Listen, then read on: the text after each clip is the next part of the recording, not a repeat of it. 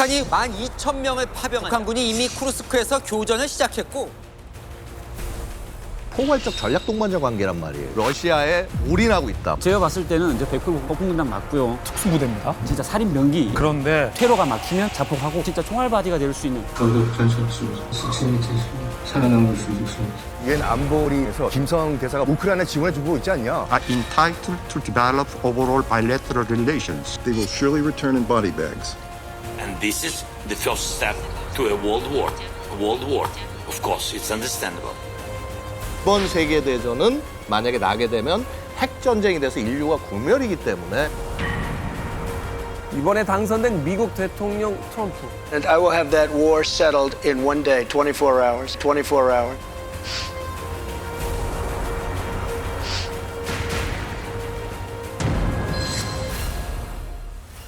전 세계가 전쟁 없이 평화로워지기를 바랍니다. 이제 만나러 갑니다. 자, 우리 MC는 전 세계 전쟁이 없길 바란다라고 덕담으로 시작을 했습니다만 이 북한의 러시아 파병이 현실화됐고 실제 이제 전투 병력이 배치가 돼서 사망자들이 나오고 있다라는 보도가 현재 계속해서 들어오고 있습니다.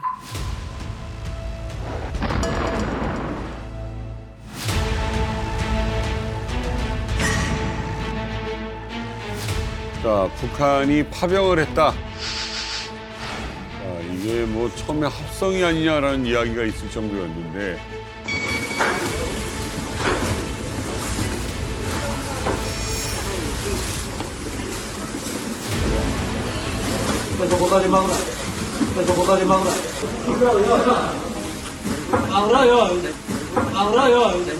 제가 보니까 이 말하는 군인들이 말투를 보니까 아, 이 황해도 쪽이로구나 하고 그러니까 남쪽 지역 사람이로구나 지휘관이.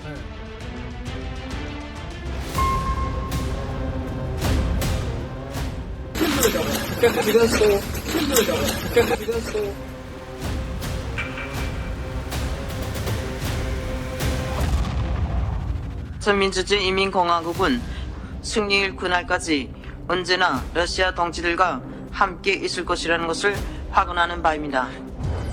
또 최선희의 우상은 러시아에 가고요.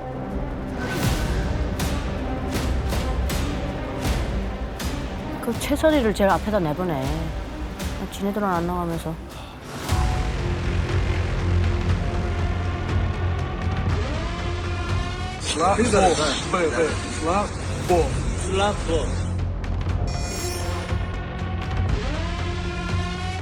우크라이나 정부가 러시아에 파병된 북한군이 첫 번째 전투를 치렀다고 주장했습니다. Today, I can confirm that over 10,000 DPRK soldiers moved to the far western Kursk Oblast.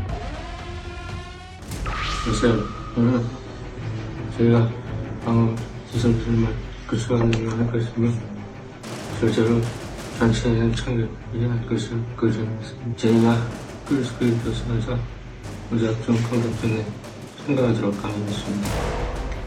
저희는 언제나 무기를 주지 않습니다. 제 인간이 40명이었는데 제 친구들이 격철 경험을 비롯해 어렵지 않습니다. 저는 전에 시체를 대해서 살아남을 수 있습니다.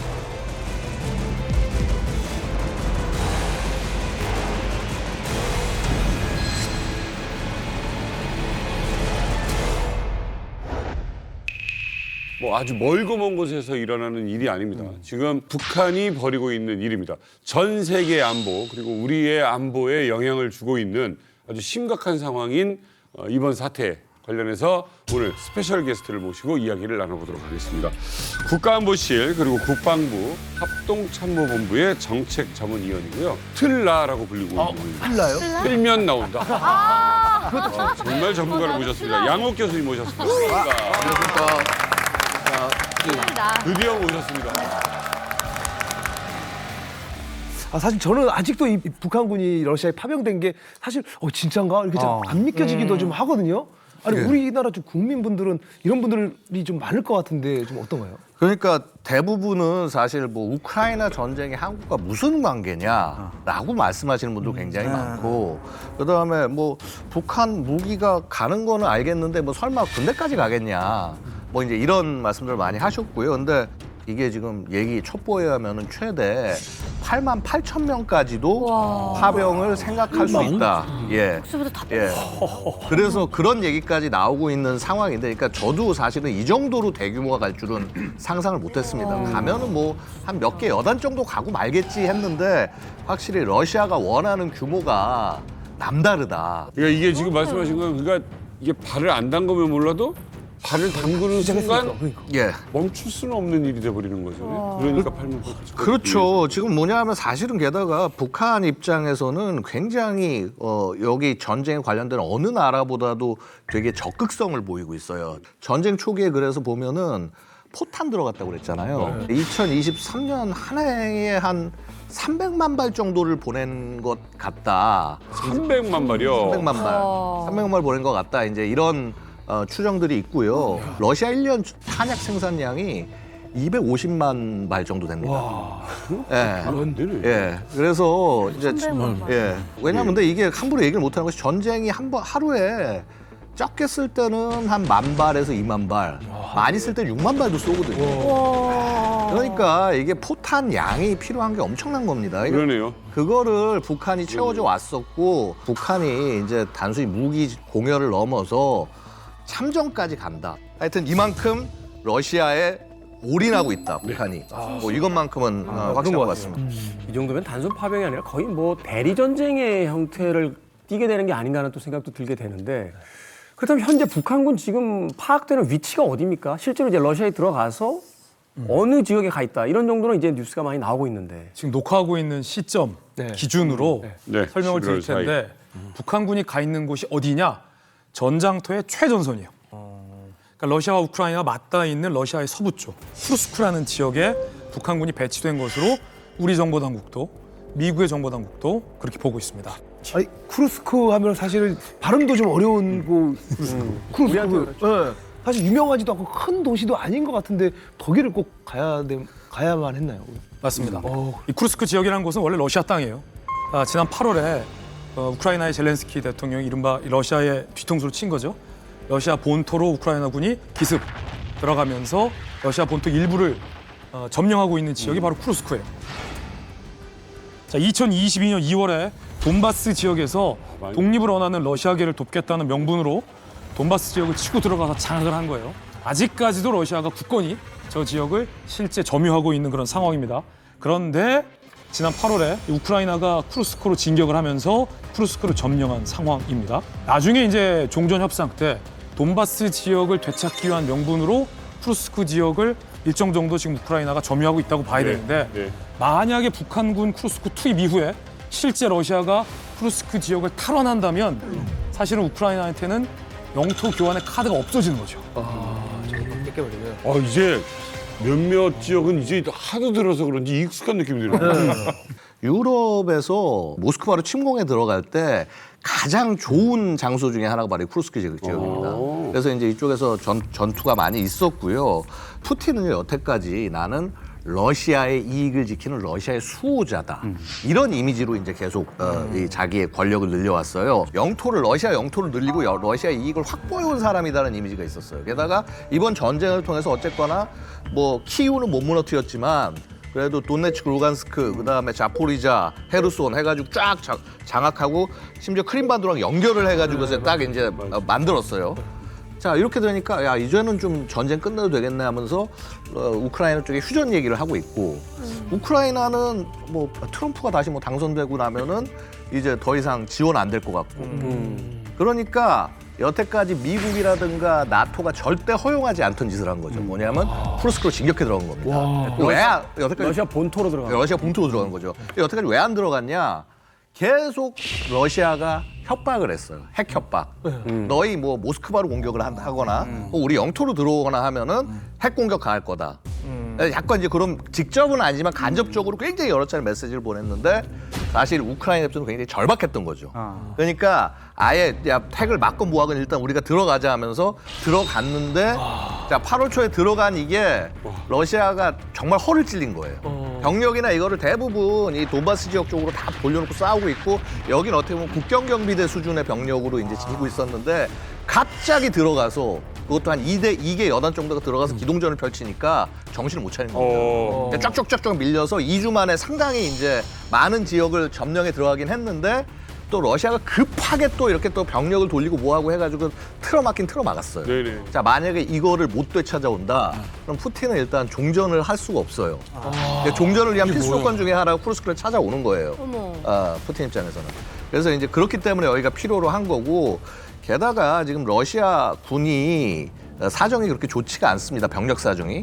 보면은 러시아군 우리가 전쟁 이전에 현역병 전체 수가 90만 명이었어요. 그거밖에 안 된다고요? 네, 90만 명.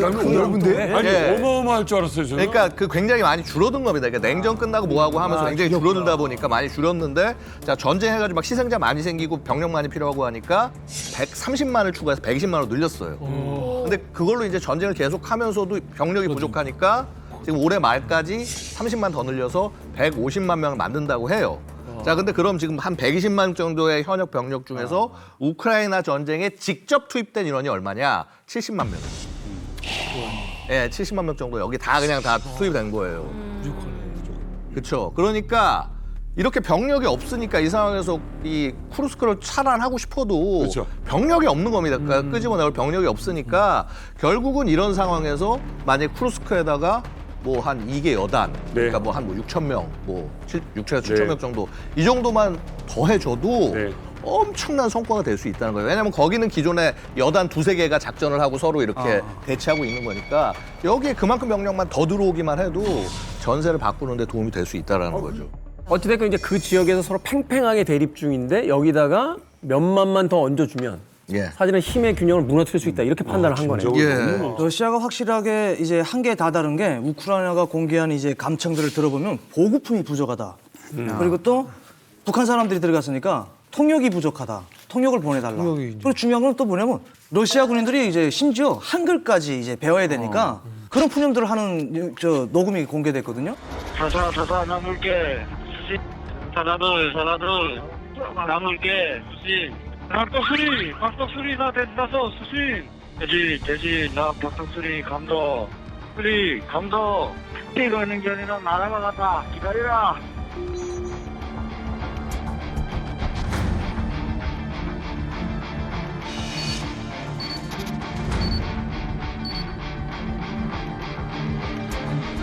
이 한국말을 러시아 음으로 따서 우리 옛날에 왜 팝송 외울 때처럼 그렇게 알고 있는 거예요.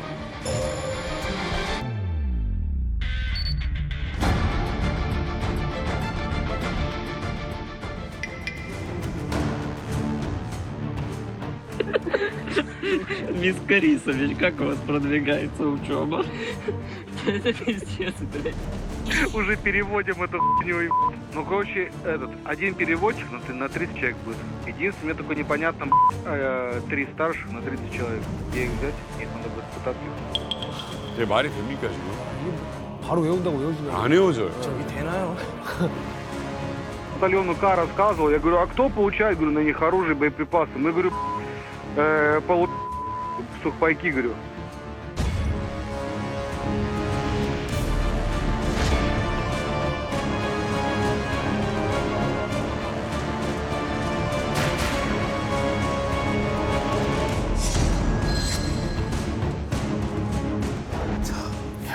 지금 그 어쨌든 전장에서 제일 중요한 건 소통이잖아요. 그럼요. 소통이 안 되는데 뭘 하겠어요.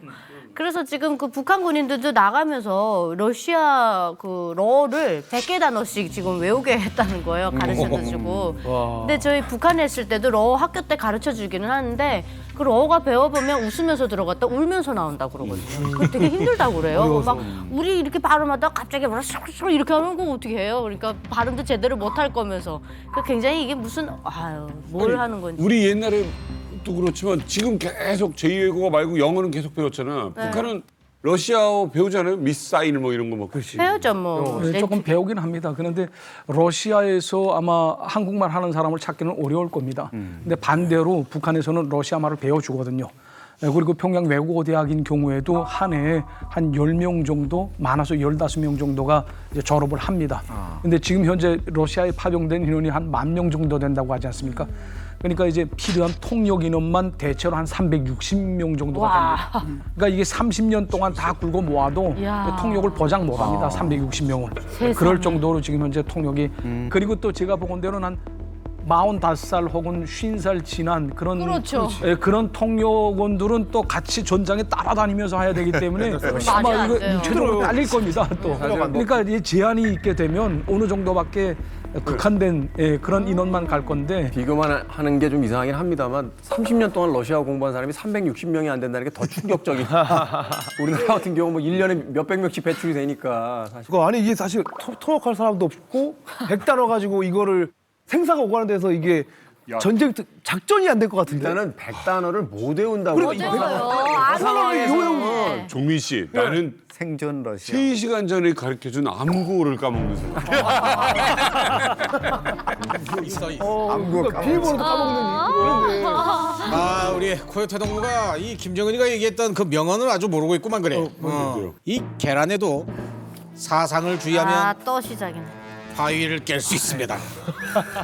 이 파견된 인민군들이 이 강한 사상으로 똘똘 뭉쳐 있기 때문에 러시아어 배우는 거는 굉장히 시군죽먹일 겁니다. 그래? 충분히 뭐 러시아어는 기본적으로 금방 다 배울 수 있다 스키. 말을 그렇게 끊어요. 금방 배웠다 스키. 아니 사실 뭐 우리 가족 같은 뿌찐 형님이 사실 위기에 빠졌는데 제가 어떻게 하겠습니까? 당연히 보내야 되지 않겠습니까? 그래서 다 보낸 겁니다. 근데 진짜 북한군까지 부른 거 보면은 이게 혹시 러시아가 진짜로 밀리고 있는 게 상황인 거예요? 아니에요. 러시아가 현재는 군사적인 우위를 전반적으로 다 점유하고 있어요. 그런데 문제는 이제 러시아가 전쟁을 계속해서 지속해 오는 상황이잖아요. 그런데 우리 양욱 교수님 말했던 것처럼 러시아의 병사가 좀 부족하죠. 왜냐하면 전선이 굉장히 넓어지고 있기 때문에. 더군다나 우크라이나가 쿠르스크까지 치고 들어왔잖아요. 그 진격을 또 멈추려면 러시아의 병력이 투입돼야 되니까. 근데 그 이제 북한 측 주장은 이거예요. 뭐 그렇다 치자. 우리가 그 지금 쿠르스크에 지금 파병을 한다고 치자. 근데 이건 불법이 아니다예요. 왜냐하면 그 푸틴이랑 김정은이 체결한 그 조약에 따르면은 양쪽 국가가 한 국가라도 그 군사적 공격을 당하고 영토의 침범이 이루어질 경우에는 지원을 해준다거든요. 논란 요소가 있을지도 모르겠지만 쿠르스크는 러시아 땅이었잖아요. 러시아 땅이 공격당했잖아요. 북한은 지원할 수가 있어요. 이게 북한 측 주장이에요, 일단은. 이게 또 살벌하게 또 외교 무대에서 이제 말싸움이 벌어졌는데 황준국 유엔 대표가 일단 포문을 열었어요. 총알바지로 쓰지 말라, 북한 젊은이들을. 북한 측에 이제 그 김성 대사가 뭐라고 얘기냐면 미국과 서방도 우크라이나 지원해주고 있지 않냐. 우리도 러시아를 밸런스를 맞추는 차원에서 지원해줄 수도 있다라고 얘기했어요. 미국 차석 대표가 발끈해가지고 바로 발언권 시작합니다. 만약에 우크라이나에 지금 북한 병사들이 가면 go back in a body bag 이라는 표현을 써요. go back in a body bag 이라는 표현을 써요. 시신 가방에 돌아갈 것이다. 야, 너무 무서운 표현이네요.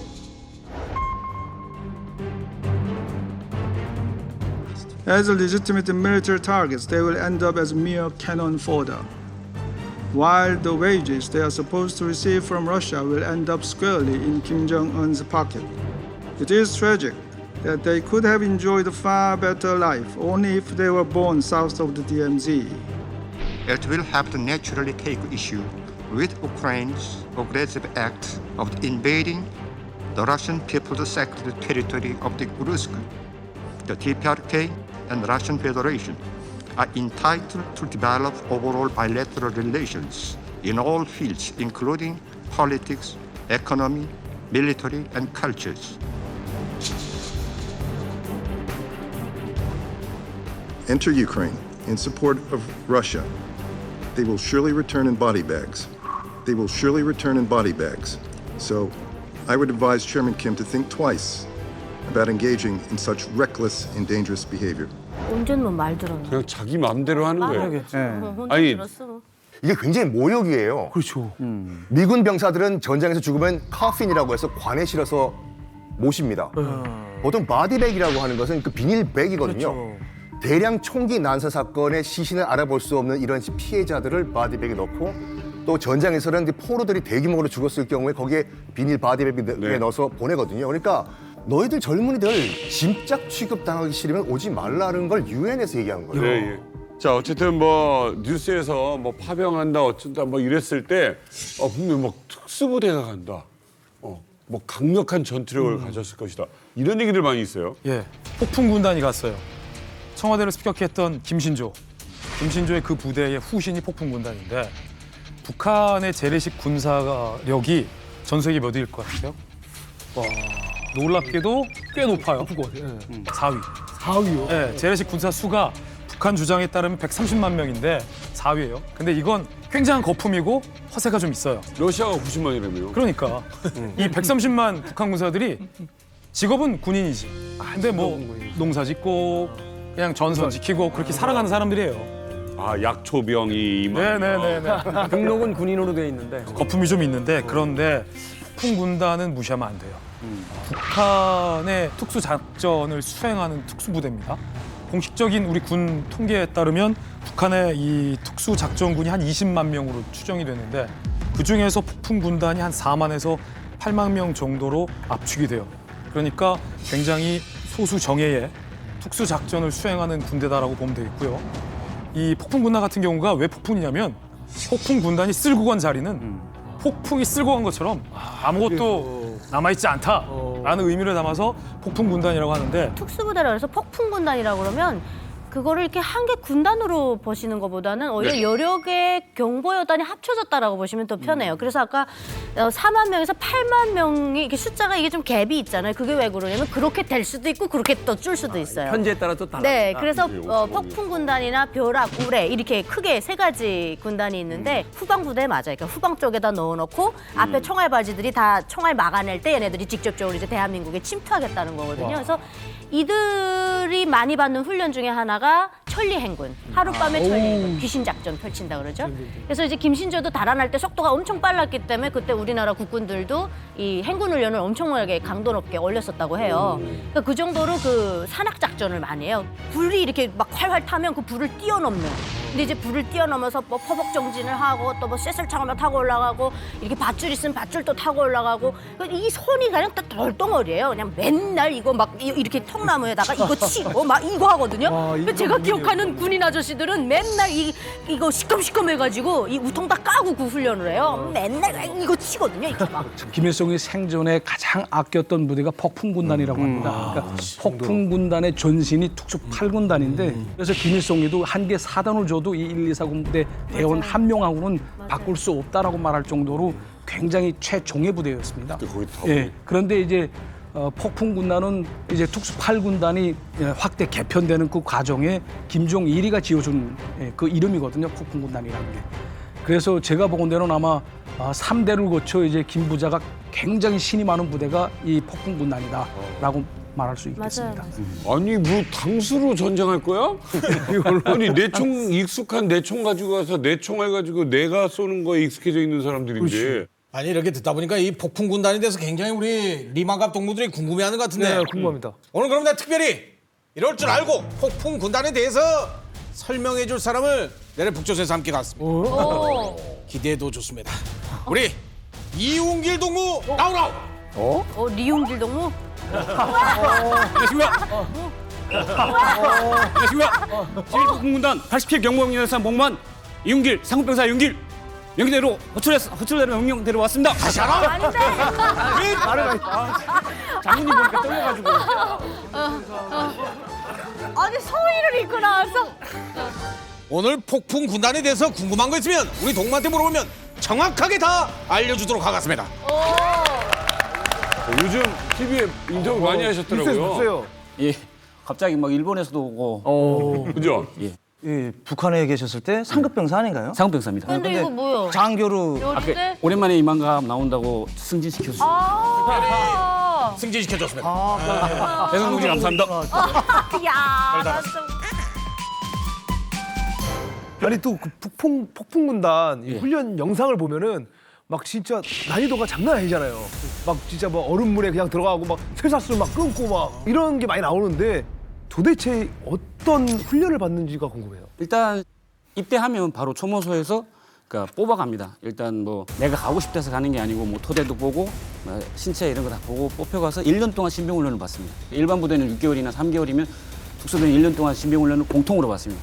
기초체력 훈련, 뭐 맞서기 시키고 뭐 타격 훈련하고 그건 기본이고 1년이 지난 다음에 본대 배치될 때 한 3,000명 정도라 하면 저희 여단이 그 3,000명에서 한 500명 정도 태권도, 권투라든가 레슬링을 해서 체력이 이미 다 준비된 친구들 그리고 뭐 정신력이 좀 뛰어나다든가 이런 애들로 따로 추려가지고 얘네 아주 기본적인 훈련. 심지어 어느 정도 있냐면 그러니까 타격 훈련도 타격 훈련인데 왜 나무에다가 못을 박아놓고 그걸 발로 차거든요. 뭐 여기에 다 못자리가 잘못 맞으면 다리가 막 나가잖아요. 그러니까 그 자리가 다 남아 있어요. 그럼 이거 왜 하지 보니까 어떤 상황에서 만약 고문을 받는다든가 잡힌다든가 아니면 육박전 한다든가 할 때는 그 타격을 이겨낼 수 있는 그런 좀 기압이라고 하거든요. 뭐 차력한다고 하는 예선 차력이라고 하는 그렇게 하는 훈련부터 시작해서 그러니까 습관이 되니까 앉아 있다가 대목 같은 거 발견하면 책상에 그냥 꾹 눌러서 넣더라고요. 그렇게 들어가요? 그 인간이라기보다는 그 몸 자체를 탁 만지면 전투훈련 같은 경우는 거의 돌덩어리. 인간 병기네.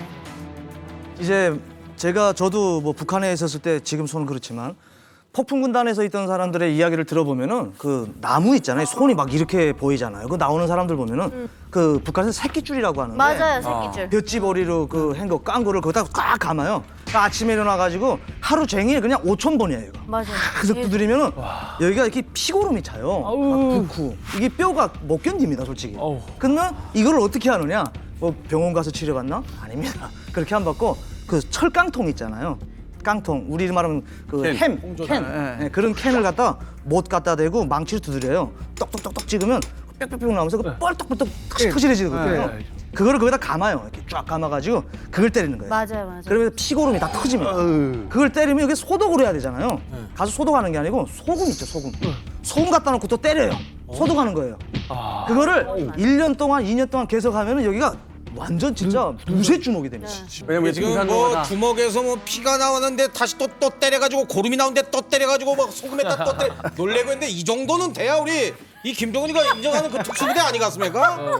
이 정도는 해야 또 해외에 딱 나갔을 때 우리 공화국의 이름과 이 사회주의 체제를 빛내지 않겠습니까? 소금에 절이고 싶다. 나는 말고. 사실 이제 현대전에서 과연 저런 훈련들이 얼마나 실효성이 있는지에 대해서 사실은 이제 좀 갸우뚱하게 되는 부분도 있는데, 근데 저런 훈련을 한다라는 건 앞서 또 이야기하신 것처럼 전시 상황에서 이제 후방 교란을 한다. 또 후방에서 직접 이제 뭐 민간인 군인들을 근접거리에서 만난다면 굉장히 효과적일 수도 있겠다는 또 생각을 하거든요. 총알 한 방이면 끝이지 무슨 저 차력 같은 걸 하고 있어 하지만 분명히 어마어마한 훈련량을 가지고 있는 건 사실이에요. 우습게 보기도 뭐하고 그렇다고 해서 또 이거 너무 우리가 무서워도 안 되고. 근데 이런 의견들이 있습니다. 딱 보니까 10대 말 아이들 같다. 훈련 제대로 안 된 아이들 같다. 뭐 이런 얘기들 많아요. 국정원에서도 북한군 1,900명 뭐 파견될 전체 병력 중에 상당 부분 10대 병사들이 포함돼 있다 이렇게 네. 얘기를 했거든요. 근데 이제 북한의 군 초모는 17살 때부터 이제 징집을 시작하기 때문에 네. 사실 10대 병사들이 많이 있죠. 그리고 한 20살쯤 되면 한 3년, 4년 정도의 전투 능력을 가진 이런 베테랑 병사들이라 그럴 수도 있는데 문제는 뭐냐면 북한의 어떤 특성 때문에 이 병사들이 체격이 다 이제 왜소하죠. 그러니까. 그래서 징집이 148cm 이상이면 다 현역으로 보내는 거예요. 148cm. 148. 그래서 북한도 물론 특수부대 정도 되면 뭐 한 160키 정도 되고 또 60kg 정도 되는 김정은 앞에서 진짜 시범 보이는 부대들 보면 뭐 우람한 체격인 친구들도 많이 있는데 아담한 체구인 그 특수작전 그쵸. 부대원들도 상당수 있는 거는 사실입니다. 아니 근데 그러니까 폭풍군단 확실할까? 아니 너무 애들 같아서. 제가 봤을 때 그 영상에 보이는 폭풍군단이라고 아까 이렇게 서서 이렇게 보고품 받는 거 있잖아요. 제가 생각하는 특수부대가 아니에요. 저 영상 속의 군인들은. 왜냐면 일단 줄 서 있는 자세도 이건 무슨 완전 뭐 너농조기대도 그런 너농조기대가 없어요. 그다음에 또 하나 북한도 군대인데 그것도 특수부대라면서요. 그들도 무조건 단학가예요. 그거 관병일치 얼마나 떠드는데요, 북한이. 근데 병사 보고 야 나오라 들어가라 그러면서 유치원 애들이에요. 줄 서라 말라. 알아서 줄 서야 되는 거고 원래 맞다면.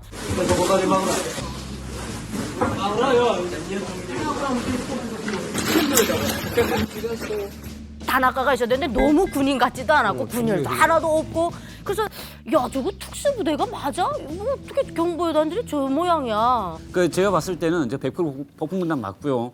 왜냐면 3,000명, 제 여당 같은 경우 3,000명이면 거기서 전투원들은 500명밖에 안 냅니다. 또 그 안에서도 최강을 뽑으면 뭐 진짜 살인 병기 이런 사람들 뽑으면 한 200명에서 300명 정도밖에 안 돼요. 제가 보기에는 영상 속에 있는 거는 페이커 같은 애들만 보여주는 것 같은데 실제는 다른 장 영상에는 야투경 착용하고 행군하는 거 보면 이거 열 맞춰서 행군하거든요. 걸음 보폭 맞추고 그게 있고 또 어린애들은 딱 봐도 제가 봤을 때도 이게 한 3년에서 4년 정도 복무한 정도 이제 신병 끝나고 얼마 안 돼요. 한 21살, 22살. 보직이 다른 걸 거예요. 이런 애들은 많지 않고 그냥 어떻게 보면 진짜 총알바디가 될 수 있는 앞에서 그냥 돌격하면 나가는 애들 그런 애들 앞에다 세워놓고 진짜 싸우는 건 뒤에서 어떻게 뭐 야간 침투를 하는 수중훈련도 받는다고 하니까 뭐 폭풍군단, 특수군단인 건 알겠는데 이들이 이제 주로 작전을 하는 것들이 이제 산악이 많은 또 도심에 침투하는 이제 우리나라 같은 지형에서의 어떤 전투 훈련을 주로 받았을 텐데 그렇죠. 지금 주로 배치되는 곳이 평야지대다.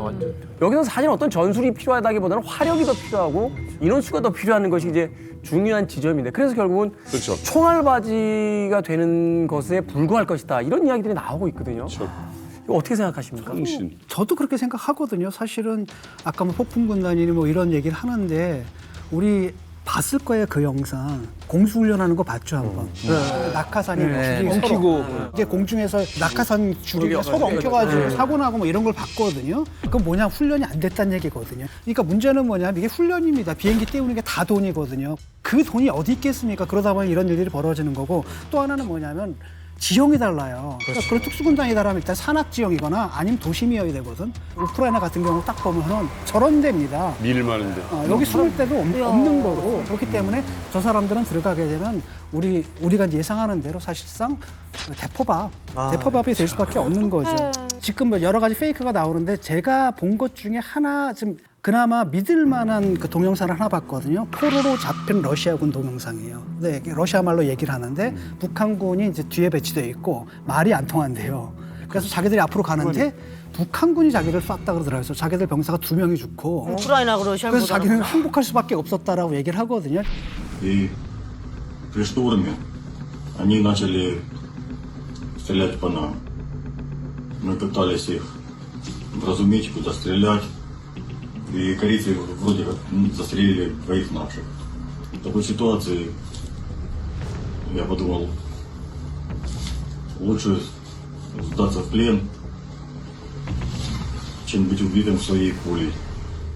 러시아군 지휘를 받는 건데 이게 소통도 안 되는데 이대간 소통도 안 되는데 손짓발짓하는 거. 과연 이 사람들을 어떤 작전에 써먹을 수 있는 병력인가 이런 회의가 드는 거죠. 지금 이 전쟁터에서 많이 죽었죠. 아유 엄청 죽었죠. 그러니까 보면은 일단 어쩌라는 거야? 사망자 전체가 이제 전쟁 내내 사망자 전체 러시아군 사망자를 보면은 나토 추정은 뭐 한 60만 명 정도 사상자가 나왔을 것이다. 11월 초 현재. 네, 사상자. 60만. 정말 치열한 전쟁이라고 할 수 있고요. 이게 지금 이 솔직히 이제 어떤 식으로 전쟁을 수행하는지 여러분들이 좀 이해하실 필요가 있어요. 4가지 종류의 부대가 전설 공격을 합니다. 4가지 종류가 어떻게 되냐면 처음에 일회용 제대가 있고 특수 제대가 있고 돌격 제대가 있고 전열 제대가 있어요. 이 4제대 임무가 다 틀린데 특히 이 일회용 제대는 그야말로 들어가서 총알 밥이 되는 겁니다. 처음에. 처음에 먼저 딱 들어가서 처음 제대가 달려 들어가서 가면서 방어하는 측에서 사격을 하겠죠. 그러면 방어 쪽에 위치가 드러나는 거죠. 자, 그럼 이제 특수제대가 그 위치를 파악한 다음에 거기에 중화기 공격을 가합니다. 적 참호를 공격을 하고 자 그렇게 해서 제압이 되는 사이에 돌격제대가 들어가서 거기를 점령을 하면은 후속으로 전열제대가 와서 그쪽 지역을 완전 장악한다. 이게 이제 기본적인 싸움이고요. 특히나 아까 말씀드린 일회용 제대용으로 사용을 했던 게 스톰 제트라는 부대가 활용이 됐어요. 스톰 제트 이게 사실 뭐냐면요. 수인 부대, 죄수들을 데려다 놓고 야 너 이렇게 싸우면은 가서 살려줄게 뭐 저거 해줄게 그러면서 부대를 보내는 거예요. 그러면 프리고진. 네 맞습니다. 프리고진이 막 그때 2000년 7월에 막 돌아다니면서 감옥 돌아다니면서 이제 했던 게 이 부대를 모은 거예요. 그래서 2023년부터 투입이 돼서 엄청나게 많이 죽습니다. 자 이제 그것이 지금 이제 그 수인 부대도 거의 다 이제는 어떻게 되냐면 거의 전멸했습니다. 거의 뭐라고 그럴까 많이 없어졌고 그러니까 그 다음에 나온 게 지금 스톰 V 부대. 이 스톰 V는 뭐냐면은 몽골이라든가 뭐 아니면 인도, 스리랑카 그런 이제 용명들을 가지고 일회용 제대를 또 만들어서 활용을 해왔고 아마도 지금 북한 들어가는 이 인원들도 일회용으로 소모될 가능성이 있어 보입니다. 그러니까 아마 처음에 갈 땐 그럴 거예요. 북한 지휘관도 그렇게 나쁜 인간이라고만 얘기할 수 없을 거 아닙니까? 그러면 자기 부하들 희생되기는 싫으니까 우리는 예를 들어서 뭐 독립 제도로 들어가게 해달라 뭐 해달라 이런 요청들이 있었을 거예요. 근데 그거를 러시아가 받아들였나 안 받아들였나 모르겠어요. 아마 안 받아들였을 가능성이 더 높다고 봅니다. 만약 총알 왕패로 나간다 해도 얘는 그냥 안 죽거든요.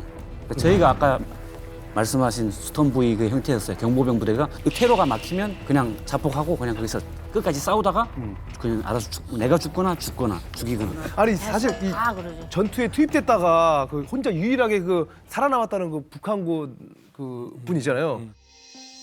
저희가 꾸르스크에 표승해서 무작정 공격전에 참가하도록 강요했습니다. 저희에게 항상 어디도 주지 않습니다. 저희 전우들이 이 기술로 이용되어 모두 희생된 것입니다. 꾸르스크는 진 러시아장의 암입니다. 그 영상에서도 보면은 러시아군이 무기도 없이 그냥 투입시켰다. 그리고 북한군과 러시아군이 진짜 수없이 그냥 죽었다고 하는데 진짜 이게 총알바지가 맞는 것 같긴 한데 어떻게 된 건가요? 아니 근데 우리 또 양 박사님이 말씀해 주신 것 같이 전통적으로는 구소련과 러시아의 돌격 작전은 앞엔 일단 죽여요. 그 이제 그 에너미 앳 더 게이트라는 그 주드로가 나온 영화 있거든요. 러시아 병사 3명당 총 하나 줘요. 뭐. 와 뭐야? 그러면 맨 앞에 선 애가 총 쏘고 달려가요. 웬일이야. 2명은 총 없이 뒤에 이로 달려가요. 얘 죽죠? 뒤에 2번째가 죽어. 못 쏴. 얘가 죽죠? 3번째가 쏴요. 그리고 이 러시아 병사, 소련 병사도 사람이 애들이잖아요. 난 뭐 여기서 이렇게 개죽음 당하기 싫다 해서 거기 때 볼가강이라고 강에 뛰어들어요. 난 헤엄쳐서 난 탈출하겠다. 정치 장교들이 넌 조국의 배신자라고 해서 바로 등 뒤에 자국 젊은이들 쏴 죽여요. 이게 그대로 지금 펼쳐지고 있다니까. 단지 러시아 병사가 아니라 북한 젊은이들이 거기 가서 개죽음 당한다 이 차이예요 지금. 자, 그런데 이들을 보냈다라고 하는 건 이들의 부모가 분명히 북한에도 남아 있고 자국의 청년들이 타국에서 소위 이제 개죽음에 가까운 죽음을 한다는 걸 아는 사람들이 있을 거란 말이에요. 그러면 북한 내부의 분위기 과연 좋을까요? 전 이 부분도 사실 우리가 한번 다뤄봐야 된다고 생각하거든요. 국정원이 다수의 북한 내부의 민심 동요 첩보를 입수했습니다. 북한 당국이 러시아에 파병됐다라는 소식을 쉬쉬했는데 가족들이 알고 이거 동요하기 시작했다는 거야.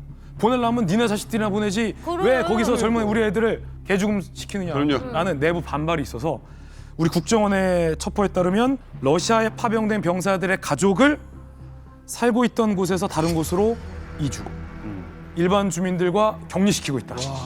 라는 징후들이 곳곳에서 북한 내부에서 포착되고 있다는 거예요. 첫 번째는 이 사람들이 불만을 토로하는 게 다른 주민들에게 악영향을 미칠 것을 우려하기 위한 차단. 두 번째는 다른 목적이 있는 건데 러시아에 가서 병사가 투항을 하거나 탈영을 할 경우 야, 니네 부모님 우리가 따로 격리해서 잡고 있어?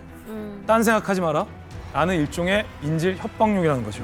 제 북한 그 같은 부대에 복무했던 격리장 친구가 있는데 전화를 하니까 이만갑에서 너 봤다. 했어요? 괜찮다. 난 아버지 엄마 없으니까. 난 너네는 안 나갔냐 하니까 우리 여자는 안 나갔다 이러더라고. 근데 영상을 보니까 다 20대 어리잖아요. 근데 지금 그 병사를 보니까 눈에 벌써 약간 겁이 있습니다. 겁이 없을 수가 없죠. 훈련도 제대로 못 받았는데 전쟁터에 나왔습니다. 거기다 언제 폭탄이 떨어질지 모르는 그 모습 보니까 괜히 울컥하더라고요. 어떻게 보면 동생들이고 조카뻘 이런 애들인데 얘네 이제 내일이면 또 다 없어질 수도 있을 애들이다 생각하니까 한 명이라도 좀 살아서 무사히 한국으로 올 수 있으면 얼마나 좋았을까, 얼마나 좋을까 이런 생각으로 이들의 기순, 투항을 좀 많이 유도해서 좀 많은 애들이 좀 탈북해서 한국에 올 수 있었으면 자유품이 안겼으면 좋겠습니다. 자, 어쨌든 북한의 젊은이들은 지금 러시아 땅에 파병이 됐어요. 이 김정은 입장에서 뭐 얻을 게 있어야 되는 거 아닙니까? 어떤 대가를 바라고 이러는 거예요? 그렇습니다. 사실 뭐 이 김정은이가 어떤 대가나 이득 없이 뭔가를 결정하는 걸 봤습니까? 아니요. 이 김정은이는 이 심정은 사회주의의 붉은 기가 머리는 자본주의의 계산기가 아. 따닥따닥 뚫어봐서 계산이 어느 정도 나오기 때문에 다 보낸 거 아니겠습니까? 안 해. 아니 야. 김재 기자. 북한이 분명히 뭔가 얻을 게 있으니까 이러는 거 아닙니까? 아유, 그럼요. 북한과 러시아가 군인을 파병하는 대가로 얼마를 받기로 했는지는 공개된 적이 없어요, 세상에.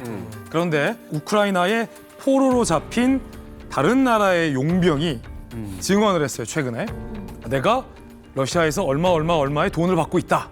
그 내용을 추산해서 북한 김정은도 최소 이 정도의 돈을 받지 않을까라는 계산이 나오는데, 일단 다른 러시아 용병이 일시금을 하나 받습니다. 일시금으로 $2,000 정도를 받는다고요. 그리고 그 다음 달부터 또 월급 형태로 돈을 매달 받는데 그 돈도 한 $2,000. 그 기준으로 계산하면 일시금 빼고 월급만 합쳐도 매달 334억 정도 추정이 됩니다. 오. 사실은 북한 병사들의 목숨으로 김정은은 300억 가량의 돈을 매달 받으면서 이 돈을 뭘 하겠습니까? 핵 만들죠.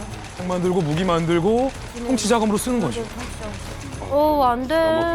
말대꾸를 못 하겠네. 군인들 월급은 국가가 적립해 두었다가 이제 돌아갈 때 우리가 주겠다고 약속을 하지만 실제적으로는 대부분 다 국가가 갈취하거든요. 그러니까 제가 쿠웨이트에 있을 때도 남강건설회사라고 있었습니다. 이 남강건설회사가 공병군단 직속으로 돼 있는데, 그러니까 그러다 나니까 이 남강건설회사에 소속돼 있는 그런 노동자들은 100% 다 계급장을 달고 있는 군인들입니다. 공병들이거든요. 그러니까 이 친구들이 이제 월급을 받는데 현금으로 받지 못하고 이제 종이장 형식으로 받습니다. 받았다가 이제 내가 귀국할 때 거기서 일부분 다 받지도 못하고 일부분만 받거든요. 뭐 그것도 감지독지한 일이니까. 근데 지금 현재 뭐 우크라이나에 나와 있는 그런 파병된 그런 군인들이다라고 하는 경우에는 이 군인들이 뭐 죽었는지 살았는지 그 생사 여부도 알지도 못하고, 또 이 사람들이 뭐 행방불명 됐다거나 뭐 할 때에도 이 사람들 모르지 않습니까? 출처를 하다 나니까 이 사람들이 받는 돈은 다 국가가 이제 고도갈 수 있는 그런 가능성이 크단 말이죠. 지금 이제 북한군의 사망보험금이 뭐 1억 원까지 될 거다 이런 얘기까지도 나오고 있는데, 이건 뭐 조금 그 서방의 그런 기준을 한 거기 때문에 좀 과장됐다고 볼 수 있다 해도 적어도 한 3만 불 정도의 일시금을 받을 수 있을 것이다, 이렇게 얘기가 나오고요. 이렇게 하면 뭐 김정은에게 있어서는 그동안 부족했던 좀 달러 수입을 짭짤하게 챙길 수 있는 이런 거고, 이게 이제 문제는 진짜 피를 흘리고 부상당하고 이런 병사들한테는 주어지지 않는다는 거죠. 아니 이렇게 돈이 많이 생기면은 이 김정은이 어떻게 보면 더 강력한 무기 같은 거를 더 만들 것 같거든요. 그러면 우리나라가 굉장히 좀 위험해지는 게 아닌가요? 아무래도 우리한테 좋을 건 하나도 없다고 생각을 하는 게, 북한은 한국 전쟁 이후에 실전 경험이 없어요. 우리 같은 경우에 베트남 전쟁에서 독자적 작전을 수행하면서 굉장히 많은 전쟁 경험을 쌓았고, 또 그 과정 속에서 이제 무기 현대화 같은 걸 했는데, 이들 같은 경우에 이제 최초에 이제 현대전을 경험해 보는 거고, 또 한편으로 이게 뭐냐면 드론전이거든요. 그러니까 드론을 우리는 아직 경험해보지 못했지 않습니까? 네. 그럼에도 불구하고 드론전을 경험할 거고, 네. 그들 중에 상당수는 죽겠지만 또 일부는 돌아와서 그런 경험들을 또 살릴 거 아니겠습니까? 라고 한다면은 우리한테는 아무래도 이제 군사적으로는 위협이 될 수가 있는 거죠. 그러니까 미군이 세계 최강인 이유가 뭐냐면 막대한 뭐 항공모함, 뭐 핵무기도 다 중요하지만 대부분의 장교들이 실전 경험이 있어요. 계속 전투를 했구나. 계속 세계 어딘가에 전투를 해요. 가다 보니까. 그리고 웨스트 포인트 미국 육군 사관학교 있죠?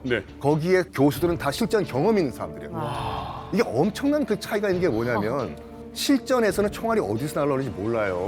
안 보일 것 같아. 이게 많은 분들이 영화 보고 착각하는 게 뭐냐면은 탕 총소리가 나면 어디야?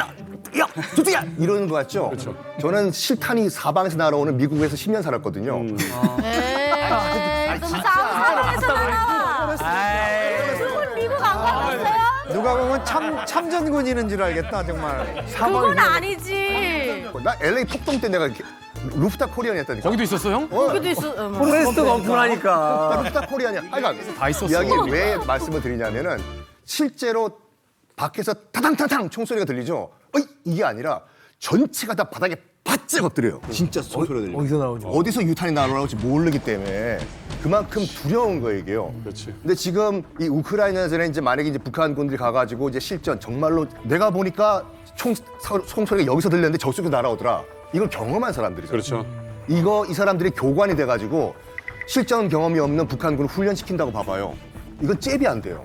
그리고 또 현대전은 지금 우크라이나전 같은 경우는 이제 포격전이라고도 하지만 드론전이거든요. 네. 지금까지 현대전 가운데서 이런 전쟁이 없었어요. 처음으로 드론이 실전에 크게 투입이 된 작전이에요, 지금요.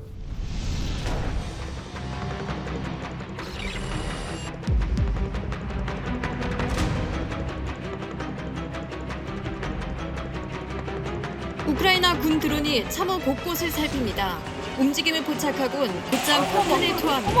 와, 정확도하다. 이번엔 바닥에 누운 러시아 병사를 주시합니다.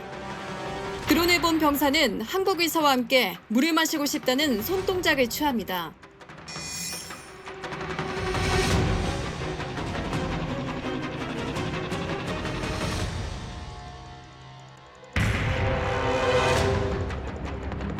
우와.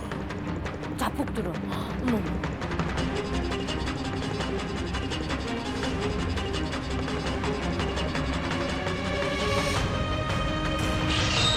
우와, 저 기계를 어떻게 막아? 건들면은 바로 터지고.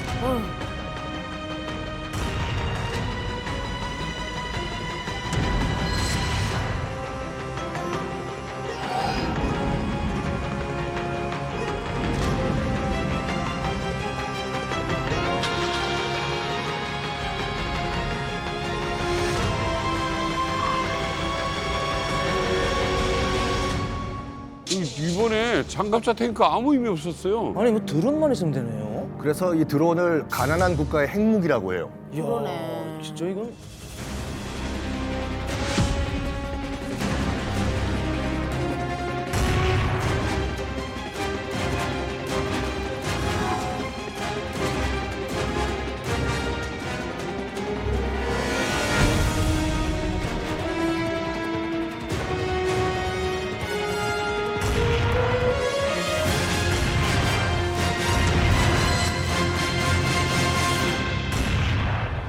너무 끔찍한데? 이걸 만약에 북한 군들이 가가지고 드론을 조종해 보면서 진짜 이 드론 이렇게 하니까 이렇게 날아가고 이렇게 쏘니까 이렇게 격파가 되는구나. 이거를 지식을 가지고 와가지고 북한 드론군 부대를 운영을 한다. 이거는 정말 최악의 악몽이에요, 진짜. 우크라이나가 사실은 이 드론을 제일 활용을 먼저 잘했죠. 네. 그래서 이 우크라이나 같은 경우 원래 드론 동호회 하던 분들이 나중에 드론 부대가 돼서 우와. 그래서 이렇게 개발을 했고 그다음에 생산을 하는 걸 보면요. 드론을 월간 우크라이나군 정보장관에서 들은 얘기는 거의 2만 대 가까이 생산합니다. 월간. 각 지역마다 이제 드론 공방이 있어서 정보통신부에서 예산을 주면 거기서 막 생산해가지고 드론을 보내는 거예요. 우와. 사실은 현장에서 제일 무서운 게 우리가 포탄이 휘 하고 날아가는 이 소리가 박격포 소리 이게 굉장히 공포스럽거든요. 그렇죠. 근데 요즘은 그것보다 훨씬 더 두려운 게 드론에서 내는 모타 윙 하는 소리가 그거에 거의 전장에 있는 전투원들이 노이로제에 걸릴 지경이라고. 자, 그런데 우리가 이제 걱정을 해야 될 건 뭐냐면 이런 자폭 드론을 비롯한 최첨단의 현대전을 이제 북한군이 먼저 실전에서 보고 배워온다. 이게 사실은 이 부분이 가장 우리가 좀 염두에 두고 두려워해야 되는 부분이 아닌가 하는 또 생각이 드는데요. 아니, 정확한 지적이신 게 그렇습니다. 사실 북한이 우리가 지금 그거 하면 뭐 핵 개발만 생각하고 뭐 이렇게 제대 무기는 안 개발했을 것 같지만은요. 자, 지금 핵무기가 어느 정도 개발이 나름 끝나가요. 그러면서 최근 첨단 무기 개발 같은 걸 많이 합니다. 2020년 이후에 보고 있으면은 전차도 신형 전차, 뭐 장갑차, 대전차 미사일, 그다음에 최근에 보면은 드론이 작년에 이제 국방 전시회에서 소개가 됐었고요. 그다음에 올해 8월이었죠. 올해 8월 말 정도에는 자폭 드론, 러시아군이 사용하는 자폭 드론과 거의 유사한, 어떻게 보면 러시아군 쓰는 것보다 살짝 개념이 발달된 그런 것들을 이렇게 선보이기도 했어요. 자, 결국 뭐냐면 북한은 지금 만들 능력은 어느 정도는 돼요. 완전 첨단 무기는 아니라고 하더라도. 근데 그럼 얘를 어떻게 활용할 거냐? 이 부분이 솔직히 좀 북한이 좀 부족할 텐데 이번에 가서 배워온다? 그러면은 이제 우리 군에게 이게 위협이 거의 그대로 갈 수 있다. 네. 그래서 이런 부분에 대한 대응이 시급하다. 이렇게 말씀을 드릴 수가 있겠습니다. 그러니까 이 전쟁이 더 이상 남의 전쟁이 아니라는 게 그러네. 여기서 다시 한번 확인이 되잖아요. 그러네요. 근데 우리 국정원이 아주 흥미로운 분석 결과를 최근에 내놨어요. 국정원의 데이터베이스에 있는 무작위의 북한군 데이터베이스와 러시아 현지에서 포착된 북한군인 것 같은데 하는 사람의 인물을 AI로 대조한 거예요. 띠리리리리리리리 일치 딱 나왔는데 그 사람이 누구냐? 바로 북한 전략군 미사일 총국의 붉은기 중대 출신의 미사일 기술자가 이렇게 러시아군 복장으로 러시아 군인과 사진을 찍었다. 근데 저기가 도네츠크 지역 인근의 이른바 북한 미사일 KN-23 발사장이에요. 이 말은 북한이 KN-23을 러시아군에게 줬고 기술자까지 현지에 붙여놨고 이 사람이 러시아 우크라이나 전쟁을 수행하면서 실제 KN-23을 운용하고 그 데이터를 모으기 위해서 북한군이 현지까지 갔다라는 추측이 상당히 개연성이 높아지는 거거든요. 이 KN-23이 요격하기가 힘들어요, 안 그래도. 한번 비행 궤적이 꺾어서 날아가기 때문에 그걸 예상해서 맞출 수가 없는데 저 북한군이 우크라이나를 상대로 현장에서 KN-23을 많이 활용하면 많이 활용할수록 이 누적되는 유효 데이터가 늘어나는 거죠. 이 데이터를 누구한테 쓰겠습니까? 종국엔. 우리한테 쓰는 거죠. 보면 볼수록 좀 무섭다. 이거 지금 가볍게 볼 일도 아니고 이거 진짜 무서운데요? 자, 근데 어쨌든 간에 북한은 뭐 돈 말고도 얻는 게 있을 것 같아요, 또. 뭘 바라는 거예요? 사실 내가 그 러시아에 원하는 게 아주 간절하게 원하는 게 하나 있습니다. 이게 뭐냐면 바로 러시아의 첨단 과학 기술입니다. 우리 스스로 개발할 수 없는 첨단 과학 기술을 이번에 내 최대한 많이 좀 받아야 되지 않겠습니까? 과학 기술을 받는다. 김정은한테 지금 제일 다급한 문제가 하나 있습니다. 김정은이 올 초에 2024년 안에 군사정찰 위성 3기를 더 쏘아 올리겠다 이렇게 했는데 올해가 저물어 가는데 아직 하나도 못 쐈어요. 북한이 정찰 위성 쏘겠다고 해가지고 계속 실패하다가 9월에 보스토치니 우주센터에서 푸틴하고 김정은이 만난 자리에서 푸틴이 기술을 주겠다 이렇게 해가지고 바로 2달 뒤인 11월에 쏘아 올려가지고 성공을 했잖아요. 올해 이제 김정은이 또 그 기세를 몰아서 3개를 하겠다 그랬는데 지금 하나도 안 된 걸 보면 뭔가 소련으로부터 지금 러시아로부터 뭔가 지원을 받아야 되는 이런 절박한 상황입니다. 특히 거기에서 필요한 광학 장비, 카메라 이런 정밀하게 좀 위성 사진 찍어서 용산 사진 선명하게 찍어가지고 딱 내놓으면서 너희들 내 관역 안에 있다. 이런 거 좀 보여주고 싶은데 그걸 못하는 거죠. 러시아가 또 광학 렌즈, 이 광학 선진국이거든요. 여기서 이 상황에서 김정은이 달라 그러면 푸틴은 줄 가능성이 높다 이거죠, 이거. 그러니까 지금까지는 줄래 말래 나 있어라고만 하고 안 주고 있던 2만 명이나 파병을 해주는데 렌즈 달라고 줄 수밖에 없다니까요. 북한이 러시아에게서 기술 이전을 받았을 때 가장 위험한 것은 또 ICBM 대기권 재진입 기술 이전이라고 생각을 합니다. 그러니까 최근에 북한이 저 ICBM 화성 19형을 발사 실험하지 않았습니까? 세계 최강의 전략 미사일에 가공할 위력을 과시할 선간이 도래했습니다. 이것을 보게 되면 이제 1시간 26분 동안에 1000km를 비행하면서 이제 정점 고도 7687km를 이제 기록했다고 합니다. 여기에 이제 대기권 재진입 기술까지 이제 확보를 하게 되면 미국의 본토를 아마 타격할 수 있는 그런 수단을 완전히 확보하는 것이죠. 게다가 또 최근에는 북한이 지금 신포 그 조선소에서 핵 잠수함을 지금 건조하고 있다는 것으로 이제 정보가 나왔거든요. 여기에 따라서 이제 러시아로부터 핵 잠수함 기술을 또 이전받게 되면 그것도 또 굉장히 큰 위협으로 될 겁니다. 와, 아니 파병하고 이렇게 많은 걸 가져간다는 게 대단한데. 그러네. 아니 짭정원 씨, 아니 완전 이번에 단단히 한몫 챙기셨네요. 아무래도 이 모든 것은 우리 러시아와 우리 조선인민공화국의 그 아름다운 우정이 나온 결과물 아니겠습니까? 이제 뭐 저는 밥을 먹지 않아도 배가 부를 지경입니다. 든든합니다. 짭정 입장에서 든든할 거예요. 왜냐하면 단순히 뭐 돈이나 기술 이전도 이전인데 만약에 북한군이 대거 죽잖아요. 그러면 러시아와 북한 관계가 이른바 혈맹 관계가 되는 거예요. 우리나라와 미국만 혈맹 관계가 되는 게 아니라 러시아랑 북한이 혈맹 관계가 되면 만약에 김정은이 오판해서 야, 한반도 한번 치자, 전쟁 한번 일으키자라고 했을 때 김정은이 러시아에게 요구할 거예요. 우리 군사도 당신들 위해서 10,000명 이상 죽었는데 등가하는 러시아군 참전을 요구할 겁니다. 그때 러시아가 마냥 외교관계 때문에 외면할 수만은 없는 상황이 될 거라는 걸 김정은이 대신 기대하고 있는 거죠. 그게 사실 우리한테는 가장 경계해야 할 요소 중에 하나죠. 명분 찾아가지고. 예. 상황은 좀 많이 복잡할 겁니다. 왜냐하면은 러시아와 북한이 가까워졌다 하더라도 군사동맹 관계는 아니거든요, 아직. 그 아래 단계입니다. 그렇기 때문에 인계철선에서 자동 개입하거나 그런 일은 없고 또 다른 한편으로는 중국이 있거든요. 중국 같은 경우에 북한을 자기 앞마당이라고 생각했거든요. 자기 통제하에 있다라고 늘 생각해 왔는데 그런 중국과 또 러시아의 이해관계가 맞아떨어질 것 같지는 않고요. 오히려 이제 북한 땅을 놓고 서로 그 영유권이라고 해야 되나 아니면 영향권을 갖다 주장할 수 있는 그런 관계라고 봅니다. 그래서 이들이 하게 된 것은 세계 전쟁으로 간다라는 건데 사실은 세계 전쟁의 위협을 무릅쓰고 확전의 위험을 무릅쓰고 개입할 것이다라고는 저는 이렇게 별로 상정하기가 좀 어려워요. 동의도 하지만 반론을 한 가지 더 말씀드리면은요. 사실 북한이 필요한 측면들이 아직 있습니다. 무슨 말씀인 거 아니에요? 이번에 전쟁하면서 러시아가 정말 많은 자기들의 군장비들을 너무 많이 소진을 했어요. 네. 보면 한 전차 한 3,000대 이상을 소진하고 무슨 장갑차도 뭐 거의 5,000대 이상 하고 이거 전쟁 끝나고 나면 다시 다 채워 넣어야 됩니다. 채워 넣어야 되는 과정이 이게 아마 1, 2년으로 안 될 거예요.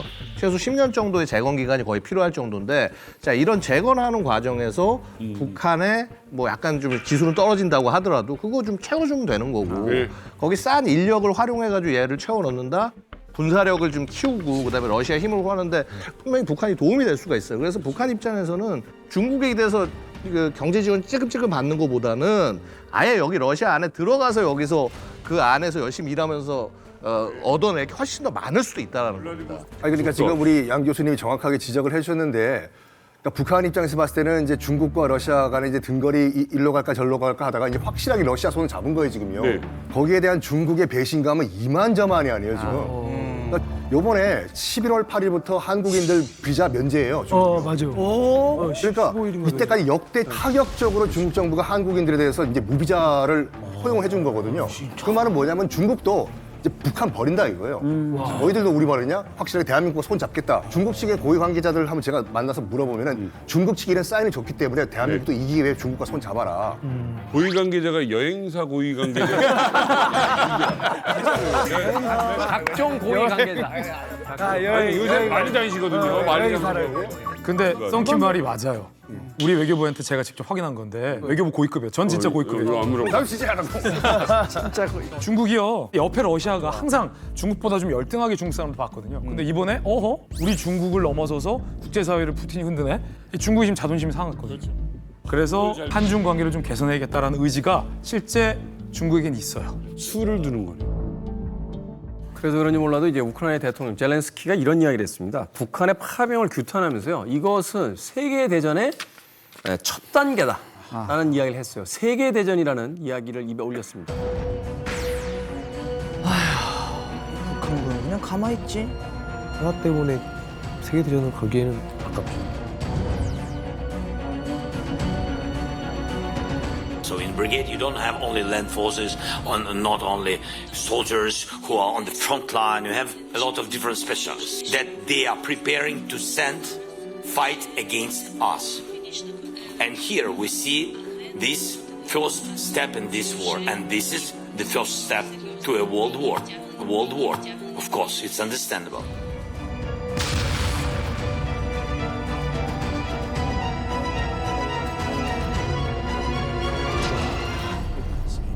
사실 이 젤렌스키의 3차 세계대전은 여러 가지 어떤 정치적 외교적 의미가 있는 메시지라고 봐야 돼요. 첫 번째는 이제 북한과 러시아에게 하는 경고죠. 야, 우리 나토 있어, 미국 있어, 러시아 함부로 북한군 끌어들이지 말고 북한군도 함부로 교전할 생각하지 마. 통할 리 없지만 경고를 주는 거죠. 두 번째는 한국군의 참전을 적극적인 좀 관여를 우크라이나가 계속해서 물밑으로도 우리 정부에게 요구하고 있어요. 그래서 뭐 살상 무기 보내달라, 뭐 급기야 뭐 군대도 좀 보내달라. 근데 사실은 우리 정부는 아는 거죠. 한국군을 보내기 위해서 한국군과 북한군이 교전하게 되면 이게 진짜 오히려 전쟁의 확전으로 이루어질 수 있기 때문에 우리 정부가 절대 물론 여러 가지 인도적인 지원과 간접적인 지원은 적극적으로 합니다만 그래도 러시아를 치는 우리나라가 그런 식의 어떤 적극적인 참전은 우리도 지금 절대 하고 있지 않은 상황이거든요. 그러니까 젤렌스키는 여러 가지 정치 외교적인 포석을 둔 발언이다. 이렇게 볼 수 있죠. 자, 우리 유엔이라는 존재가 있는데 사실 뭐 지금 이 전쟁을 막는 데 있어서 별 도움은 안 되고 있잖아요. 근데 여전히 의미가 있다라고 얘기할 수 있는 게 좀 약해지긴 했지만은 우리 유엔 체제와 함께 국제사회를 지탱하는 굉장히 중요한 가치 중에 하나 NPT예요. 그러니까 핵 비확산 체제가 굉장히 중요한데 이게 왜 그러냐면 보세요. 지금 유엔 안보리 상임이사국 5개 국가 있지 않습니까? 네. 어떻게 되죠? 미국, 중국, 그렇죠. 영국, 프랑스, 러시아. 자, 이렇게 쫙 있는데 이 5나라가 보면 어떻습니까? 공통점이 뭐냐면 2차 세계대전의 승전국이에요. 예. 유엔이 추구하는 평화는 바로 이 5개 국가들끼리 전쟁이 나지 않게 하는 겁니다.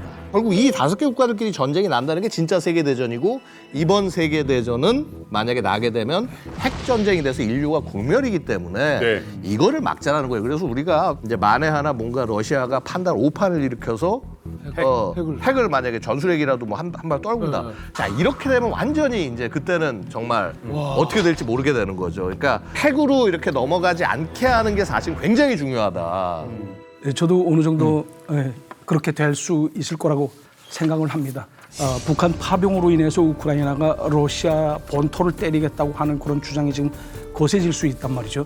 그런데 지금 현재로서는 미국과 나토가 군사 지원을 함에 있어서 우크라이나가 자기 본토에서만 쓸 수 있게 딱 제약을 해놨습니다. 그러니까 러시아 본토를 때리지 못하게끔 만들어놨단 말이죠. 실제적으로 이제 파병이 되지 않았습니까, 북한이. 그렇기 때문에 이제 말릴 수 없을 정도로 될 수 있단 말이죠. 그렇게 되면 이제 확전이 될 수 있는 가능성이 매우 큽니다. 자, 어쨌든 1차 대전이 있었고 2차 대전이 있었습니다. 이 전쟁이 일어나는데 세계대전이 일어난다. 이건 너무 끔찍한 일이고 뭐 난리가 나는 일이잖아요. 근데 공멸하는 길인데 아니 아무리 젤렌스키 우크라이나를 도와주고 싶어도 다른 국가에서 참전해서 도와준다? 이거 어렵지 않습니까? 프랑스 같은 나라는 굉장히 적극적으로 뭐 마크롱이 괜히 뭐 이제 야 우리 참전해야 되는 거 아니야? 얘기 꺼냈다가 그냥 완전히 두들겨 맞았죠. 왜냐하면 이제 여론에 그럴 수밖에 없는 게 프랑스 아까 말씀드렸듯이 프랑스 핵보유국이에요.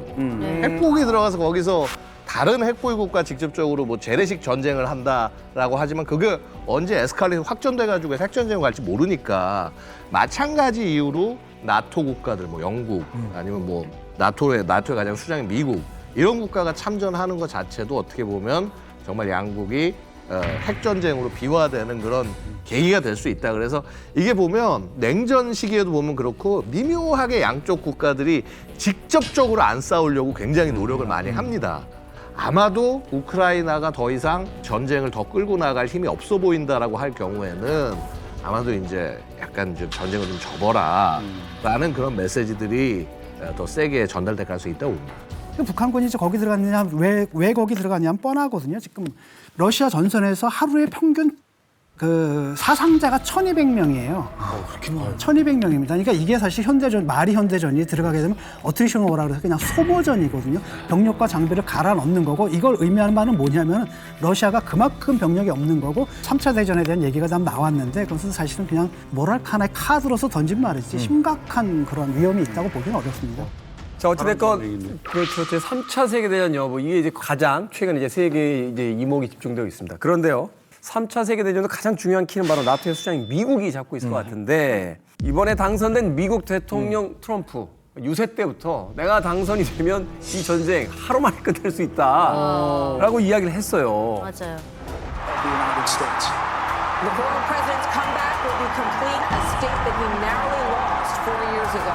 He is now the second president. Kim Jong-un, very smart, very tough, but he liked me and I got along really well with him and we were safe. We get back, I get along with him. He'd like to see me back too. I think he misses me.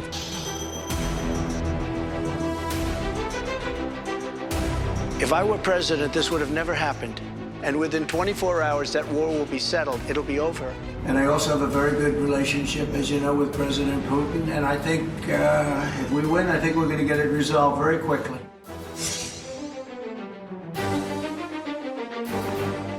I think Zelensky is maybe the greatest salesman of any politician that's ever lived. Every time he comes to our country, he walks away with $60 billion.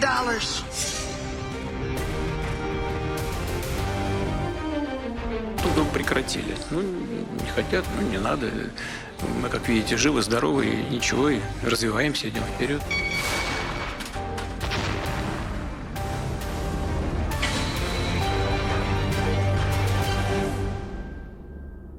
정말 끝낼 수 있습니까? 실제로 트럼프가 정확하게 뭐라고 얘기했냐면 24시간 안에 러시아 우크라이나 전쟁을 끝낼 수 있다라고 얘기해요. If I'm president, I will have that war settled in 1 day, 24 hours. 1 day, 24 hours.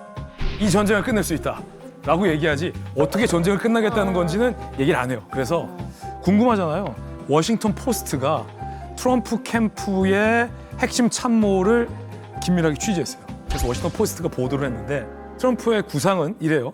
평소 푸틴에 대해서 똑똑한 천재, 터프한 스트롱맨 이렇게 불렀거든요. 네. 자기랑은 통한다는 거야. 그래서 돈바스 지역을 딱 떼서 러시아한테 주고 우크라이나 젤렌스키한테는 내가 나서서 다시는 러시아가 죽을 때까지 무력으로 우크라이나를 위협하는 일은 없을 것이다 라는 안전 보장을 받아주면 양쪽의 전쟁이 끝난다 라는 걸 참모들에게 쉽게 얘기하고 있다. 근데 워싱턴 포스트 말미에 이렇게 트럼프를 비판해요. 트럼프는 이 전쟁을 영토 분쟁쯤으로 치부하는 듯하다 라면서 그 기사가 끝나요.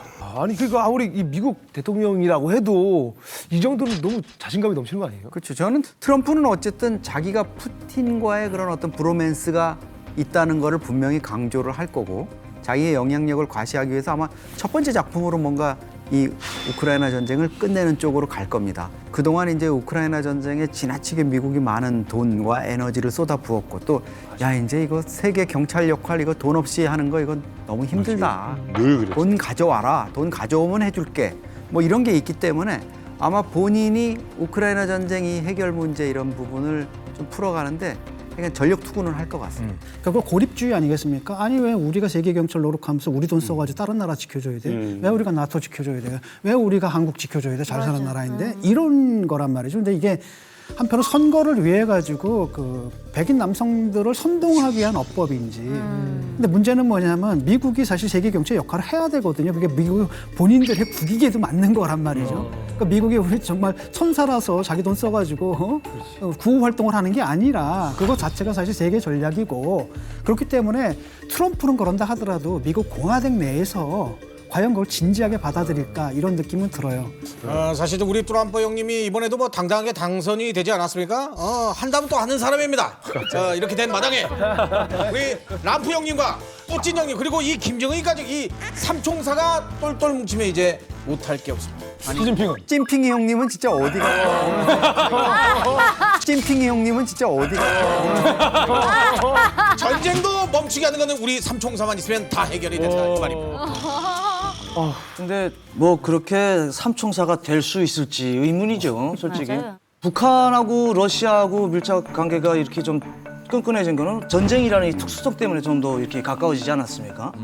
근데 이제 전쟁이 끝나면은 과연 러시아에서 북한을 이제 그렇게까지 생각을 할지 베스트 프렌드라 생각할지는 모르지만 전쟁이 끝나면은 뭐 러시아도 재건을 해야 되기 때문에 다시 복구를 해야 되기 때문에 아무래도 제 생각에는 이제 경제적으로 경제가 발전된 우리나라하고 또 다시 또 들어오지 않겠느냐. 왜냐면 북한 같은 데는 뭐 도움을 받아봤자 뭘 받게 돼 있습니까? 그렇죠. 국제사회 OECD 경제 대국 10위에 대한민국이 러시아 편을 들 수는 없지 않습니까? 그렇기 때문에 우리가 인도적인 측면에서 세계 질서의 주류에 우리가 편입되어 있기 때문에 러시아를 규탄한 것이지 가만 따져보면 우리 정부가 러시아의 군인을 살상하는 살상 무기를 직접적으로 우크라이나에 지원했던 적은 한 번도 없어요. 그건 우크라이나도 알고 있고 러시아도 알고 있는 거예요. 그런데 우리 역시 마찬가지로 공식적으로 러시아를 후원할 수는 없지만 공식적으로 러시아를 제재할 필요도 없어요. 물밑으로 이미 제가 고위급 취재에 따르면 작년부터 우리 외교부 당국자들에게 러시아 민간에서 계속해서 한국과 러시아 간의 이 화물기 노선은 재개해달라라는 요청이 러시아로부터 계속 들어온다는 거예요. 그 말은 이미 푸틴도 전쟁이 끝난 이후에 어떻게 동북아 질서를 다시 정상화할 것인가에 대한 고민을 하고 있다는 뜻이거든요. 그러면 사실 러시아 입장에서 북한이 더 필요하겠습니까? 세계 10위권에 대한민국의 손이 더 필요하겠습니까? 그러면 이제 북한만 낙동강 오리알 되는 거예요. 그러면 그렇게 만들어야죠 우리가. 기대할 수 있는 언덕은 중국밖에 없거든요. 또 중국이 다시 이 배신자를 받아줄까? 진핑이 형님 지금 안 보고 있는데 큰일 났어. 편 잘 서야 돼 지금. 그런데 이제 만에 하나 러시아가 우리를 찾아온다고 하더라도요. 국제사회에서 그게 그렇게 쉽지 않을 겁니다. 왜냐하면 러시아에 대한 제재 국면은 계속 될 것이고요. 그렇죠. 그래서 이미 지금 우리가 생각하는 그 행복회로와는 달라질 수 있고 그다음에 어쨌거나 우리는 국제사회의 일원이고 그리고 자유민주 경제 체제 하에서 이득을 보고 있는 국가이기 때문에 러시아와 함부로 거래할 수 없어요. 자, 그럼 그런 상황에서 러시아가 선택할 수 있는 가장 좋은 파트너는 싼 인력을 제공하는 북한이 정말 좋은 파트너가 되는 겁니다. 그래서 제가 누차 아까도 말씀드렸던 게 북한의 목적은 사실은 여기서 뭐 기술도 얻고 이런 것도 있지만 장기적으로는 러시아의 공급망 안에 편입이 돼서 그 안에서 자신들의 어떤 경제와 국가 미래를 끌고 가는 그런 모습들도 일부 포함되어 있지 않겠느냐. 왜냐하면 지금 북한이 아무리 죽어라 난리를 쳐도 중국 공급망 안에도 못 들어갑니다. 왜냐하면 중국은 이걸 만약에 이 북한을 자기 공급망 안에 집어넣었다가는 그러지 않아도 국제사회에서 중국을 지금 공급망 밀어내고 있는데 완전히 아웃돼 버리는 거거든요. 그렇죠. 근데 지금 반면 러시아는 뭐 지금 신경 아무것도 쓸 일도 없고 그래 북한 들어와 이렇게 될 수도 있다는 거죠. 이게 어떻게 보면 가장 최악의 시나리오 중에 하나라고 얘기를 할 수가 있겠습니다. 맞는 말씀인데 아마 트럼프가 당선되고 나서 원래 국제 질서는 강대국 논리 앞에 아무리 많은 상식적인 말이 통하지 않아요. 미국의 레짐 체인지가 되면 세계 패권의 재편이 될 겁니다. 미국과 러시아가 언제 그랬냐는 듯 사실 긴밀하게 협조할 수도 있을 것 같아요. 좀 지켜봐야 될 것 같아요. 왜냐하면 러시아하고 대중국, 대러시아 강경 발언들을 해왔거든요. 근데 미국만 믿고 했는 건데 미국 자체가 그냥 변해버리게 되면 우리가 사실 낙동강 오리알이 되는 거거든요. 그래서 지금 상황에서 우리가 갑자기 뭐 우크라이나 막 지원했는데 갑자기 종전이 딱 되고 제재가 해제가 되고 그럼 러시아가 니들 뭐야? 이런 식의 그 트랩에 빠질 수가 있는 상황입니다. 그렇기 때문에 굉장히 조심스럽게 행동해야 돼요. 중요한 건 외교네요. 이게 이제 우리 정부나 군도 고민스러울 수밖에 없죠. 국제사회의 정세 또 남북관계까지 거기다 우리가 관리를 해야 되는 이런 상황인데 북한이 어떻게 보면 더 아파할 수 있는 아킬레스건 하나를 좀 우리가 건드려보자 하는 게 이제 대북 심리전입니다. 이게 실제 전쟁 상황인 또 바로 전쟁터에 북한군이 대규모로 나와 있는 상황에서는 이것만큼 또 유용한 수단이 없거든요. 그 파병의 부당성이라든가 허구성을 깨는. 우크라이나도 지금까지는 뭔가 이제 좀 초보적인 거를 만들어가지고 뭘 하는 것 같아요. 그래서 심리전 차원에서 최근에 좀 주목되는 건 나는 살고 싶다 뭐 이런 텔레그램 채널을 만들어가지고 우리말로 돼서 북한군을 좀 회유, 호섭할 수 있는 영상을 유포하고 있습니다. 한번 보시죠.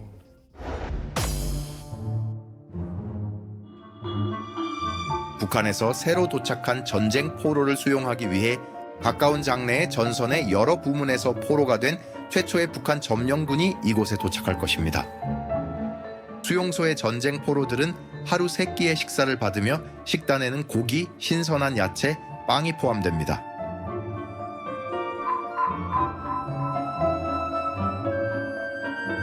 이게 지금 현재 나가 있는 북한군이 아니더라도 지금 북한에 있는데 파병될지 모르는 애들이 봐도 영향을 미칠 수 있다는 거죠.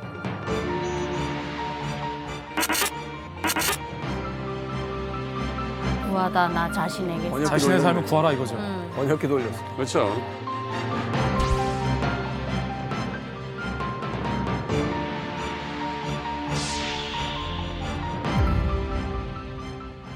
좀 뭐 어설픈 내용이긴 하지만 타국의 전쟁에 따라서 명분 없는 전쟁에서 아까운 목숨을 버리지 말고 수항하거나 기순해서 목숨을 건져라. 항복하면 저런 아늑한 포로 수용소에서 새끼 고기 먹을 수 있다. 또 서비스를 바라고 있다. 이러면서 끝에는 이제 또 연락할 수 있는 컨택 포인트까지. 제가 이거 영상을 보니까 뭐 의도는 좋았는데 솔직히 말해 좀 미숙하다는 것보다도 완성도가 미숙하다는 단어보다도 우크라이나 군이 북한군을 파악을 좀 잘 못한 것 같아요 아직까지. 북한군이라고 해서 우리가 흔히 그냥 못 먹고 못 사는 것만 자꾸 얘기했더니 그렇게 본 것 같아요. 그런 줄. 네, 그래서 저는 그냥 확성기 갖다 불어대는 게 저는 제일 좋다고 확성기를 확성기. 정말로. 그거 좋다. 제일 좋은 건 제일 먼저 투항했거나 포로가 된 그 동료가 방송하는 게 제일 아유 그건 최고의 효과죠. 최고의 효과죠. 그건 최고의 효과죠. 제가 최근에 한 이제 민간 단체가 그 우크라이나 현지에 가서 좀 이런 걸 해보겠다 해가지고 제안서 형태로 이렇게 만든 그 초안이 있습니다. 우크라이나 참전 군인을 위한 조선인민군 병사들의 우크라이나로의 탈출 안내서 이런 내용이 있거든요.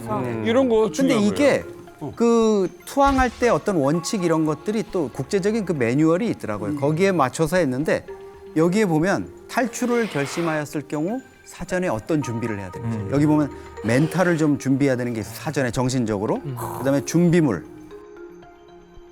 그다음에 우크라이나 드론에다가 어떻게 신호를 보내야 되는지 특히 러시아 군대 병사와 처형조의 감시를 피하는 방법. 그렇죠. 이런 것들. 그러니까 처형조를 어떻게 먼저 제거하거나 회피해서 올 수 있는 방법.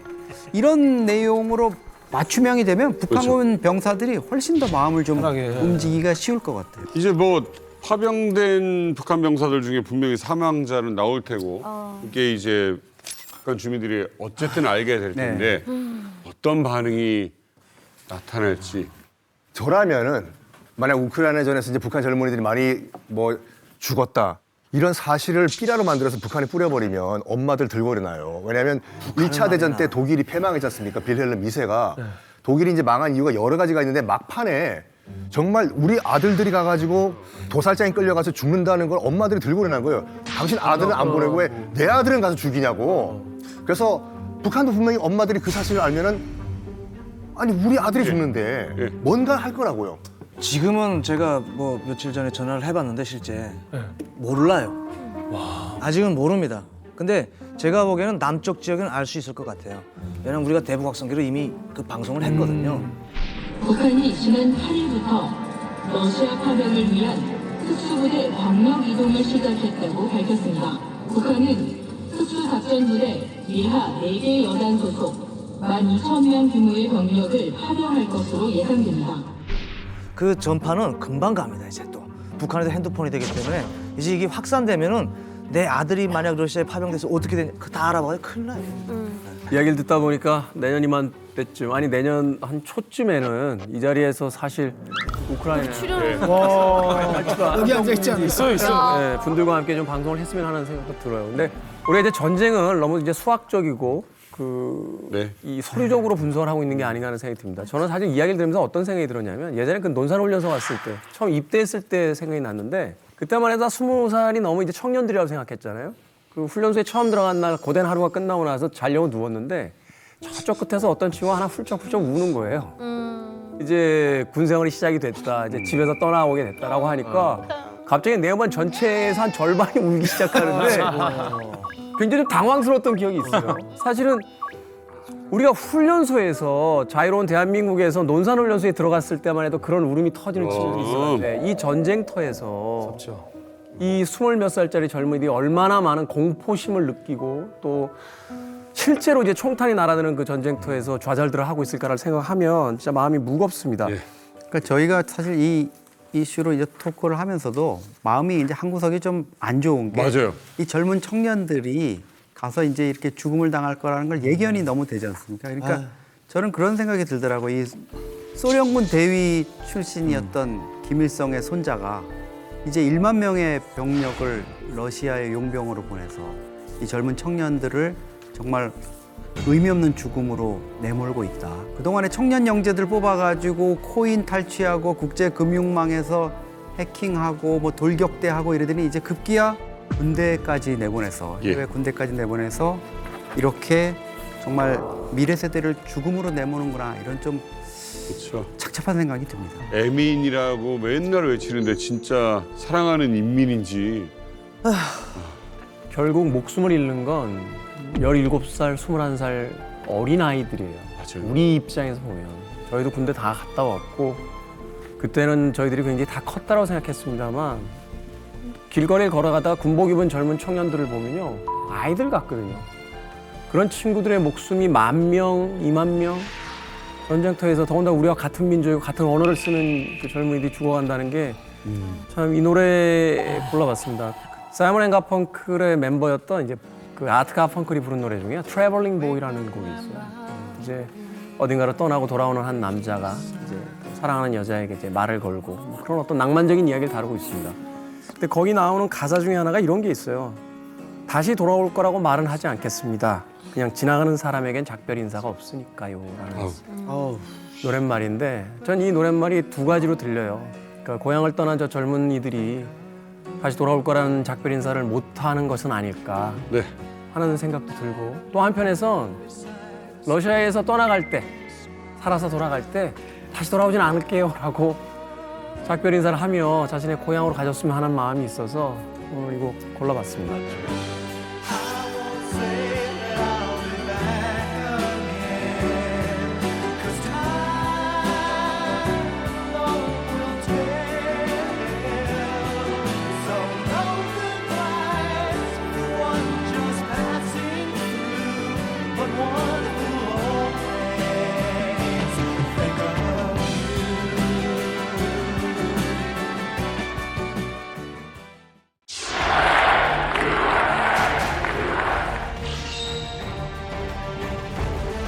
And within 24 hours, that war will be settled. It'll be over.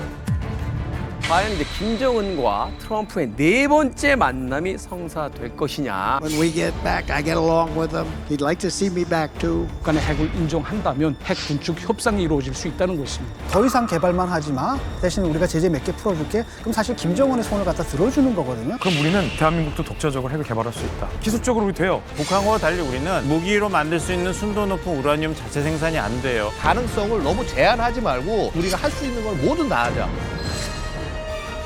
즐겨봐 너의 세상 플레이 더 넥스트 채널 A.